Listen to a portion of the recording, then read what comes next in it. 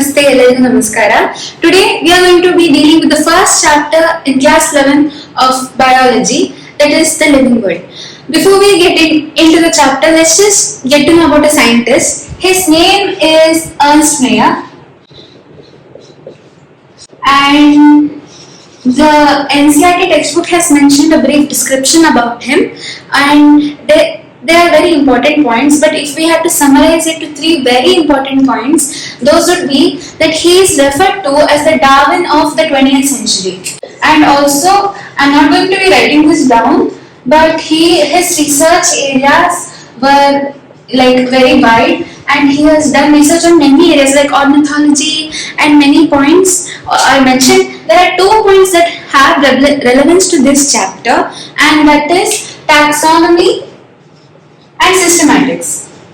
But these two, I'm not going to be talking about them now, but when we get into the chapter, let's get to know about these phrases and the terms related to these phrases, how these phrases are helping us study better.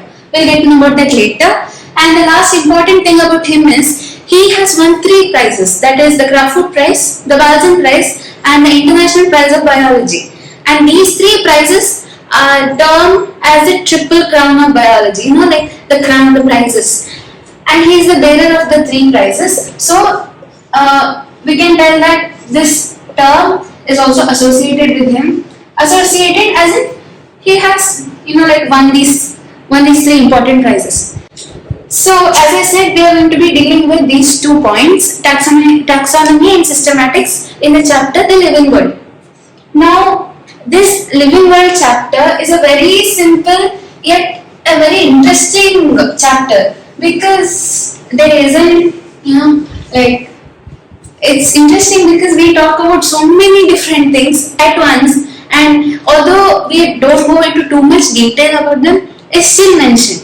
So this chapter, The Living World, it deals with something that is basic to everything. Like, we define ourselves as humans, right? The Homo sapiens. Like, why are we the Homo sapiens? And how come that the Homo sapiens term is known to everybody, and how come it's so common? Like, it's not like somebody from another country considers the race, the human race, by some other scientific term, right? The scientific term is the same. So this chapter and everything that has to do with this chapter helps us understand some things which are standardized. The Living World, this chapter, in a very simple manner, if I had to relate it to another subject, that is chemistry, I would tell that it talks about the atoms. In chemistry, we say, right, how this big block of matter is made out of small particles, and they're the atoms, right? So that makes it easier for us to study things. Similarly, when we talk about the living world, it's like we are trying to simplify things around us, right? And one more thing that this chapter deals with is a beautiful term called as biodiversity. And this term helps us include all the types of species, as in everything on this universe, and also to understand the difference between each one of us. Okay, so let us start with the basics of this chapter, and that is going to be with the term called as taxonomy. Before I go ahead and tell you what is taxonomy, this is the definition, I'd like to give a really simple 4-step differentiation of what taxonomy includes, so that we can keep these 4 steps in mind and connect it in the future. So now we have taxonomy, right? See, taxonomy can be understood through 4 steps, and it's step by step, like the first, second, third step, that way. First one is characterization. I will tell why characterization, and now I'm going to say its identification. I'm going to explain step by step, but let's just get to know what are the steps first of all. And then we have classification. Then we have the 4th one, equally important, nomenclature. So now I have listed this down, right? These four steps, it goes like step by step. First characterization, then identification, then classification, then nomenclature. You might be familiar with these terms, and in fact, we even use these terms in day-to-day language. But right now, I'll just specifically, define each in its own simple way. We'll start with an example. A simple example, say there is one animal and another animal. Okay, now you know this one, but this one is new to you. Like you found it for the first time, or you have found both these animals in some place and you know this one, but you're not aware of this one, right? So, what did that lead to? A discovery. Yes, correct. But now, what are you going to first do? You're going to study about that. Now, let's say it is an animal. Then we start like, is it from the cat species, or say, is it nocturnal? Does it have day? Does it have beautiful day vision, or does it have special hearing? Those hearing abilities, or what type of feeding habit does it have? The carnivore, omnivore, or is it a herbivore? So many beautiful aspects of an animal, or something very new and yet beautiful about that. We're going to go on listing. We're going to characterize it, as the term mentions. We're going to characterize it, right? So now you just completed the first step, characterization. Right? Now you know this. Now, once you're done with this, now say you're faced with both of them together, you're going to be able to identify. So this is this, and this is this. Now I'll name this A, this is B. So when say now you're again faced with a situation where both the animals are in front of you, you're going to identify. So that was B, that is B, this is A. You're identifying. How? Because you have characterized it. Once you discovered, like you got to know more about it and you try to find out more about it. Now all these points are going to help you identify. Once your identification step is done, now we're going to go to another step. So when I mentioned what if this, and when I was talking about characterization, I mentioned, say, what if it is a cat species, nocturnal, this, that. That cat species term, when I mentioned that, even in day-to-day language, when we say the cat, the wild cats, the things that come to mind are lion, or the tiger, or the panther, cheetah, white leopard, and so many beautiful more animals, right? So that one term, like when I said cat species, it did come to your mind that there are so many more animals that can be included under that term. Similarly, this can be classified, right? I can group this with similar such animals. Now they are all the same. So they are all classified together, right? And now, yeah, step by step when we go, say both are animals, so they both come under the same kingdom. This step of classification will help us to differentiate in many different ways. Like, it's not like this is completely unique from this.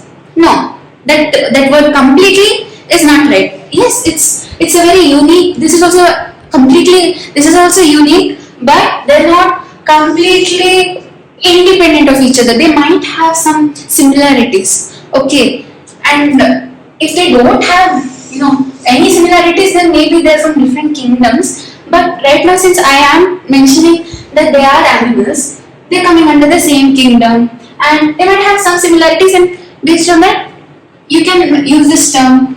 You've classified them.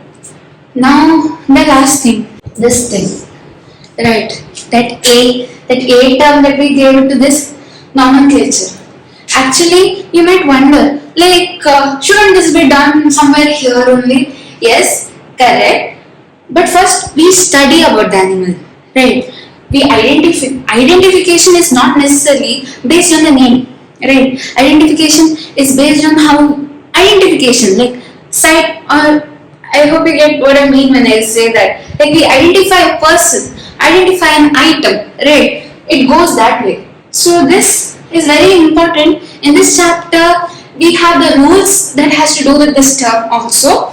Now, what is nomenclature? Naming. Okay, this is equal to naming. Okay, now something interesting is Nomenclature is binomial. Now this is a term in math, but that actually helps us understand it better, because this bi means two, right? And nomial means the name or the phrase that we associate with them, right? Now why binomial? Then you might know already before this chapter itself, there is so many steps. Kingdom to species, there are many more in between, right? So why not like the so many, all of them, starting from animal, let's say Animalia, why don't we go all the way until the species ends? Because it is simplified to just two terms, so that everybody in this universe, when we mention, say Homo sapiens, hey, humans, it's like a common language between people of different linguistic cultures. And now, although now this might seem very trivial, back then they, like say tomato, had this huge term. And that's not easy to refer, and not everybody was familiar with those languages, right? But now this nomenclature, this whole branch has helped all of us to understand that name better. Okay? Now I've been saying Homo sapiens. We'll use something that has to do some other name, like Mangifera indica. Now, this binomial nomenclature. Now we have here Mangifera indica. Okay, this is genus, this is species. Now what are they? I'll tell a bit later, but remember that this species can also be referred to as specific epithet. Okay, and it's always written in this pattern: first genus, then the specific epithet. Now let's clear all of this so that we can write down the rules step by step very neatly. So I hope you understand that the nomenclature, it's not just for the sake of naming the animal, it's for the sake of everybody to be able to identify, classify, characterize, because they're all interconnected. Yeah, I did mention that when you deal with taxonomy, please go step by step. But it's not like, once you're done, once you really understand the subject well enough, you can play with it. You can understand it better. So binomial nomenclature. Let us do this. So now the last step, nomenclature. Let's get to know more about it. That is the binomial nomenclature. Now I did explain what does the phrase binomial mean. Let us get to know more about what this whole topic has to do with this chapter. It has to do with the naming. Very simple, to the point. That's it. But there are some rules so that everybody can follow the same method, and so that it is very generalized, very standardized, and easy for us to grasp. As soon as somebody says it, or if it is written somewhere, it should be very understandable, right? So let us go with the steps. There are four rules. The first rule is that the two names, right?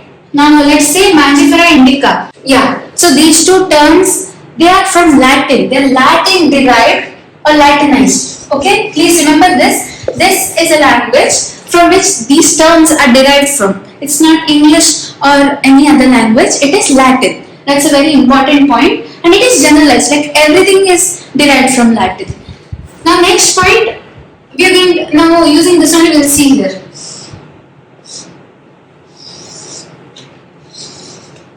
I circled these two because the M here, that is the first letter in the first term, should be capital. Okay? First letter in the first term should be capital, and the first letter in the second term should be the lowercase, the lowercase. Okay? Now notice one more thing, the underline. They're underlined separately. Separately underlined. Now they're not always underlined. In your textbooks, in our textbooks, they're not underlined. Instead, they are in italics. Now, This is like for those who write, we underline it separately. Please remember separately. And when it's printed in the textbooks or printed in general, it is in italics. Okay, it's not necessary to underline then also. Now the last thing, but equally important, what is this and what is this? This is the genus. This is the species. This is how it goes. So now with all of this, let me just give you I'll write a neat example here. Example more than a general way for you to remember. Genus, species, underline because I'm writing. They are Latin derived, and this is capital and this is small. Just write this a few times so that this gets etched in your mind. So that whenever you use any term, like now you use Najica Indica as an example, right? So the next time you use an actual example, you follow the same pattern, just change the letters. That's it. Now let us get to know. We've done the nomenclature. Let us get to know about taxon, like the unit. Now what is taxon and what it has to do with this chapter and how it's going to help us study more about the beauty around us better, I'll deal next.